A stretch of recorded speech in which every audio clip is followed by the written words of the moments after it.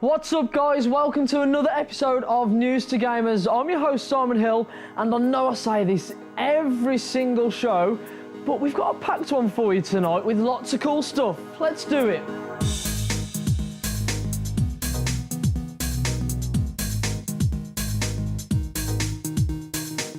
Yes, N2G TV is back for another episode, and we've got some pretty cool stuff lined up for you on the show tonight. We'll see the return of your favourite feature, Respawn. Richard will be taking a look back at one of the best-selling titles on the PlayStation 2. Make sure you brush up on your 360 triple kickflip beforehand. Plus, our gaming guru Leanne is in the house. She's getting involved with you guys on social media. And finally, I'll be talking to a member of the Bloober Team. After their successful console launch of the incredible, tense and psychedelic horror, Layers of Fear, and I'll be finding out how scared they got making what has been called the most intense horror game in years. But before all of that, let's give you the lowdown. Let's kick it off with Bethesda. Big things are happening in their studios by the sounds of things. Speaking at this year's DICE Summit, studio boss Todd Howard revealed that the developer has 3 big things in the pipeline that might not be what fans are expecting. When asked about the future, Todd said they actually have 3 longer-term projects that they're currently working on, but they'll talk about them at a future date, hopefully at E3. He added that while they're different from anything they've done before, they're still Bethesda-style games. I'm hoping Elder Scrolls 6 is on that list, Todd. He also mentions that the studio is busier now than it's ever been. Those 3 mystery projects might be some way off, but he says that they have all the DLC going for Fallout and explains a little bit more about the survival mode, calling it some of the most fun I've had playing the game. It's pretty exciting stuff from Bethesda at the minute. Back in 2014, it was confirmed that The Division's DLC would launch first on Xbox One. However, at the time, the duration of the exclusivity period was not mentioned. New info from GameStop suggests that Xbox One players will get a 30-day head start over other platforms for The Division's DLC. The Division is getting 3 paid expansions, Underground, Survival and Last Stand, though Ubisoft has not provided much in the way of specifics about their content or when they will launch. In addition to the paid DLC, The Division will welcome free updates that will include things like new game modes, weapons and upgrades. Like many of you, I've been playing the beta and I'm loving it so much. So to get you all excited, here's a recent trailer to explain all the different factions you will encounter in The Division. Check it out. When our city started to collapse, the dark side of humanity took control of the streets.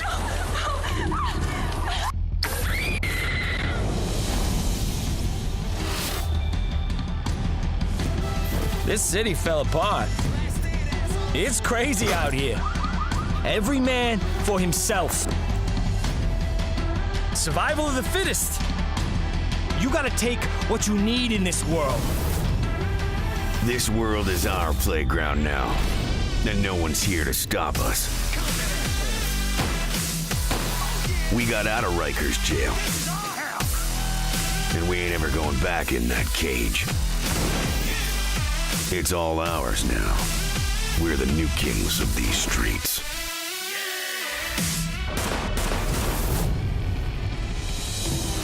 These streets must be cleansed. To save our city, we must burn away this disease. Every trace of it. Only through the power of fire can we be free. Freedom is not a right. Liberty is not a given. This city needs an iron fist to restore order. There shall be no resistance. It is the only solution. This is not our solution. Our mission is to save what remains. To save what's left of our city.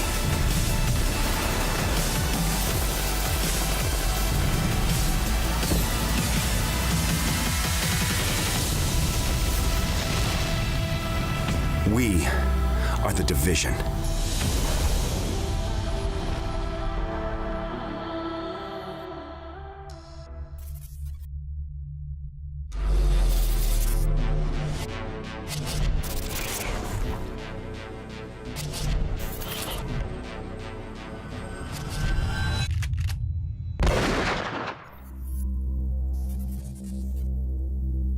Now this is true dedication to the cause. Members of the development team behind Ghost Recon Wildlands, an open world game set in Bolivia, were sent to train with an elite unit in the Bolivian army. Getting a first-hand look at the country and its culture, the developers spent a week in the jungle learning about tribes, drug lords and more. Ubisoft VP of Editorial Tommy Francois gave a speech recently which contained footage of the army unit burning cocaine labs. When you create a world, I think it's actually a trap to only read books, he said. It needs to start with our own immersion. How do we do this? We go smell the grass, we have to get out from behind our computers, Francois stated. During his talk, Francois also stressed that Ubisoft developers sought to understand the role cocoa plants play in Bolivian culture. He said many people grow the plants for religious purposes, in addition to selling some for the production of cocaine to make ends meet. Wildlands was announced at E3 2015. It is a first open world game in the history of the Ghost Recon series. It's also the biggest open world game Ubisoft has ever made, and it's been in development for 3 years now. Players will be able to traverse the massive open world by sea, air or land with all kinds of vehicles. These will include helicopters, motorcycles and various cars. The game is currently in development for Xbox One, PlayStation 4 and PC, and will launch during Ubisoft's upcoming financial year, meaning it will be out hopefully before April 2017. After its exciting launch on PlayStation 4 and Xbox One, the hype is very real for Far Cry Primal. For those of you who pre-ordered the game, here's a trailer showing you exactly what you'll be getting. These 3 pre-order exclusive missions let you take control of a woolly mammoth, because why not, and play in first person. The missions are called Duel of the Beasts, Hunt the Hunters and the Trapped Elder. In the first, players must battle a rhino, and the second is a revenge mission against humans, and the third tasks players with freeing an older mammoth. Check it out, it looks pretty damn awesome. Nabasu hayayata, sunta, guar buhata. Mihi pafitaldaf, guai balbal, tu sapashmas.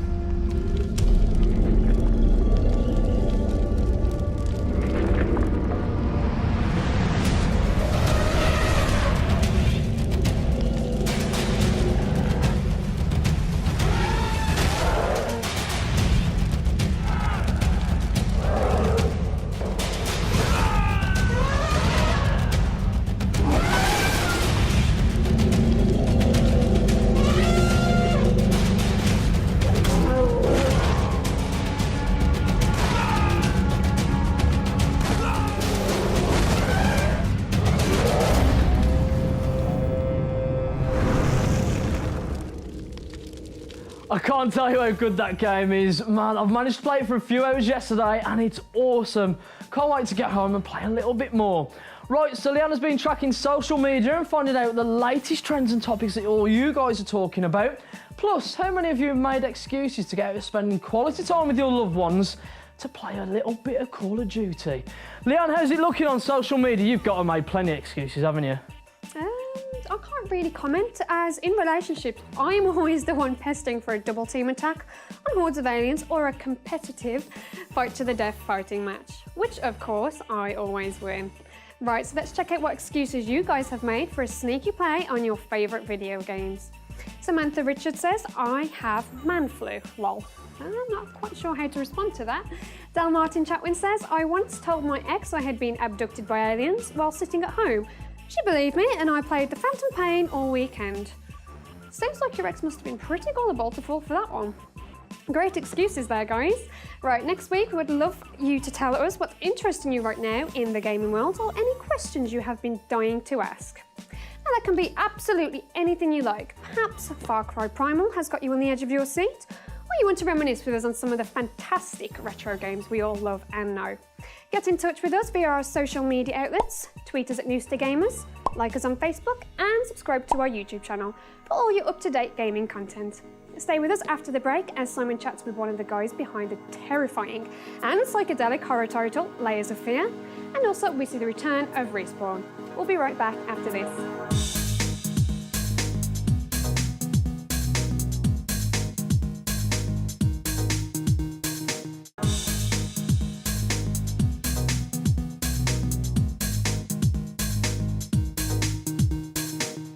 Welcome back to News2Gamers. Still to come, I'll be chatting to the member of the team behind the very edgy and psychedelic horror Layers of Fear. It's bloody good. Myself and Leanne had a playthrough of the game at the weekend and it was super scary, and it likes to play quite a few tricks with you. In fact, here's Leanne's reaction when she walked into something she wasn't too pleased about.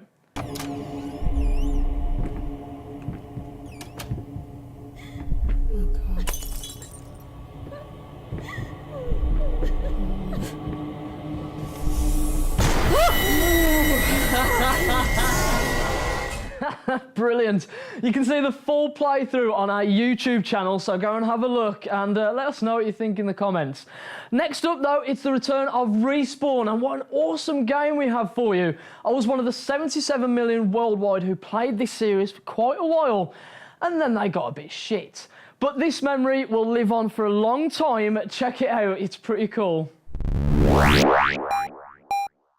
Replaying Tony Hawk's is easily the most nostalgic experience I've had since starting Respawn, and the speed to which I managed to pick up and play it after so many flips of those calendar pages is testament to how many hours of my youth I spent trying to master this game. And being a somewhat impressionable child, I remember at one point thinking I too could pick up a board and smash out a few 360 kickflips to the thunderous applause of everyone at the skate park, but this fantasy was short-lived when it became apparent that a chubby kid with the dexterity of a rock would likely be best suited to just playing the game. The original game, developed by Neversoft and released by Activision, first graced the concaved square blocks in our living room 17 years ago in 1999, spawning 6 more groundbreaking sequels until it sadly began to lose that initial charm which set it apart from other games of the genre. Thug 1 was my personal favourite in the series, but this footage is from Thug 2, as in my opinion this was the game which really pulled together everything that made the preceding titles great. It feels pointless going too deep into the gameplay, as the mechanics and objectives should be fairly evident by what you're seeing on the screen as I talk, but what I will say is that the thrill you get upon nailing a stunt or goal you've been struggling with for hours still can't be matched by many other games on the market. The games all included a large roster of real skaters, so fans of the sport could inertly ogle their backsides, and this game in particular came along during the hangover of the CKY Jackass generation, so we were welcomed with the injection of cameos from the likes of Bam Margera and Steve-O. The game was a blessing for creative types, with the options of making your own skate parks, graphics, tricks, and of course your own characters, including the option to insert your own face, which of course was great for people like me who used the game to vicariously fulfill their impractical desires of skate park adoration. At this point, it would probably be pointless to recommend you picking up this game and playing it again, because you were probably already halfway to ordering a copy online 20 seconds into this segment, and I'm certain you won't be disappointed. This has been Richard Gullick for Respawn. There you go, what a great nostalgia kick that was. Who knows, maybe Tony Hawk and Activision will actually release a game in the series that might be worth playing. Right, now I'm very excited. As I stated earlier, myself and Leanne played through the terrifying Layers of Fear. It's from the Bloober Team, who their studio's over in Poland. We were invited over to the studio, but because of our busy schedule here at News2Gamers, we unfortunately weren't able to get the flights over. However, this is what technology is for. Via a Skype link, we are joined by one of the guys behind the game that finally released last week on PS4 and Xbox One. Please join me in welcoming, I'm going to attempt this professionally and in Polish, Rafał Basaj. Welcome to the show. Hi guys, nice to meet you. So first of all, before we start on the game, tell us about Bloober Team. Tell us about the studio and how it began. Actually, the studio is, well, relatively old. Like, it's about 8 years right now. Mm-hmm. We started like very small and a little bit unexperienced, probably. Only a few veteran members in the team and stuff like that. For most of the time, you have worked like work for hire jobs and stuff.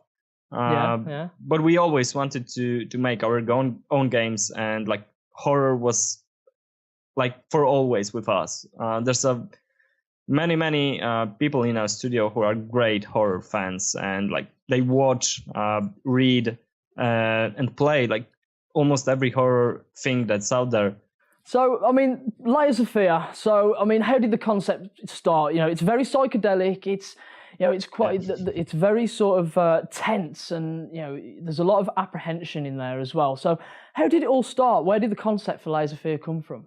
You know, there's a lot of horror games out there, and most of them are survival games. Games where you either have to run from enemies and hide, or you just kill hordes of them, and actually the game goes to being a gore fest. So we wanted to go deeper in the horror genre, make it more subtle, and scare people by using the atmosphere alone. But in terms of the actual concept of the game as well, there's a lot of fine artistry, and, you know, the story itself is about a guy who, you know, he was into his art and he got struck by tragedy. Is that correct? The game is built like for you to immerse more in the story. Like the painter, the main protagonist, is like an animus, and it's all done for making the immersion greater. And when you were talking about that the game is about a mad painter and stuff like that, because a few tragedies happen in his life, it's because we believe those tragedies are something that might, you know, happen to me or you. Yeah. No, I mean, and that was quite evident from the start, actually. But, you know, all the aspects of Layers of Fear really make a complete game. And one in particular, which is literally from the first second of the game to the very last, is the music. You know, the score for the game is incredible, and it really, really creates that sense of fear and dread and worry, and also a thrill in some ways. The music is made by Arkadiusz Rejkowski, who recently made the soundtrack to Kolat, for instance. Yeah. And, you know, he's Pole. He's from Poland, and we know the guy, and he worked with us earlier, and he was just hyped about the game and said, yeah, I'm going to make the soundtrack for this. And we said, yeah, great, man. Awesome. And yeah, well, he did a brilliant job. He definitely did. And, you know, the music and the sound design were probably one of the most focused items during the development. Like, yeah, I mean, for me, I would put it up there with some of the best scores in a game. You know, wow. By my, I really would, in sense of, because it fits so well, and it helps create that, again, without the pun, layers of fear. It really does. So I would go on record to say that the score is right up there with the best in any game. Yeah, that's like great to hear. When I meet Arek, I'm gonna, you know, tell how his work is praised by you guys, so he will be hyped probably. Please do. So obviously, you know, you guys have gone from strength to strength now, you know, with Brawl, Layers of Fear. What's next for you guys? You know, are we going to see you again real soon? Are we expecting more? Actually, we feel very comfortable creating horrors, so you might expect horror games from us. That's psychological horror games. Good. Not, you know, the killing fests and stuff like that. Yeah, of course. And we already have new games coming up, and we're developing them right now. So you might expect some new games from us, at least some new news later this year. So we have a lot going on here in Bloober Team right now, and I believe there will be even better than Layers of Fear are. So yeah. Brilliant. Well, thank you very much for coming on the show. It's been an absolute pleasure talking to you. And again, likewise, the game is brilliant. For anyone who hasn't played the game just yet, as a leaving note, what would you say to them? What would you expect them to take away, or would like them to take away from the game? Just you know, treat Layers of Fear as a kind of experience, because it's something that will be unique to all of you. By playing the game, you know, the plot that's in the game, you learn it by walking around the house that's ever shifting and finding all those notes and items of value to the protagonist. And a lot of these things. So take the time to actually explore the environment and learn the story apart from just running through it, because you will miss a lot. And I'm going to back him up on that, guys. It was a brilliant game, and you should literally just treat it with, by exploring and enjoying the game for what it is. Raphael, thank you very much. Thank you. It was a pleasure to be here. It was a pleasure having you. Right, check out some of the footage now. We're going to show of me and Leanne when we played Layers of Fear. Check it out. Hello. Oh, great. You're not coming in. Come on, bye. Someone move from head. Look, this is if I'm going to see anything. That scare you? No. Definitely did. Oh god. Oh. What the f- Oh my god. What do I do? Oh my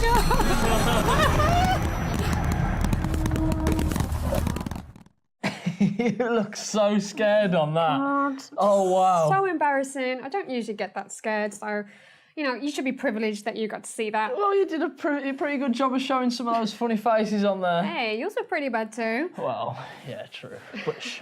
Anyway, you can check out the full 2.5 hours of our first N2G plays, which is obviously Layers of Fear. It's on our YouTube channel, so head to News2Gamers. You'll see more of me and Leanne jumping, making funny faces and eating M&Ms. That's right. Tune in next week for more awesome announcements from the centre of the universe for everything gaming.